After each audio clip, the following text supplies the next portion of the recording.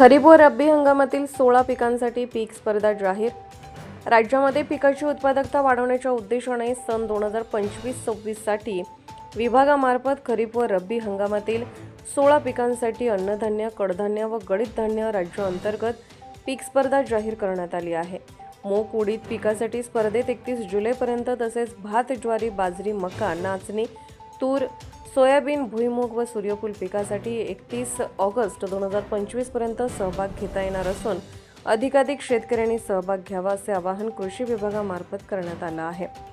सर्वसाधारण व आदिवासी गटासाठी तालुकास्तरीय वरील पीक स्पर्धेमध्ये सहभाग घेऊन शेतकऱ्यांची आलेली उत्पादकता आधारभूत धरून राज्य, जिल्हा व तालुका स्तरावरील स्पर्धेसाठी विजेत्या शेतकऱ्याची निवड करण्यात येणार आहे।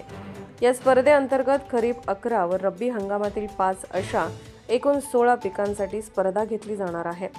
रब्बी हंगामातील ज्वारी, गहू, हरभरा, करडई व जवस या पिकांचा समावेश असून त्यासाठी 31 डिसेंबर 2025 पर्यंत सहभाग घेता येईल। पीक स्पर्धेतील विजेत्यांना तालुका पातळीवर 5,000, 3,000 व 2,000, जिल्हा पातळीवर 10,000, 7,000 व 5,000 तर राज्य पातळीवर 50,000, 40,000 व 30,000 अनुक्रमे पहिले, दुसरे व तिसऱ्या क्रमांकाचे बक्षीस देण्यात येईल।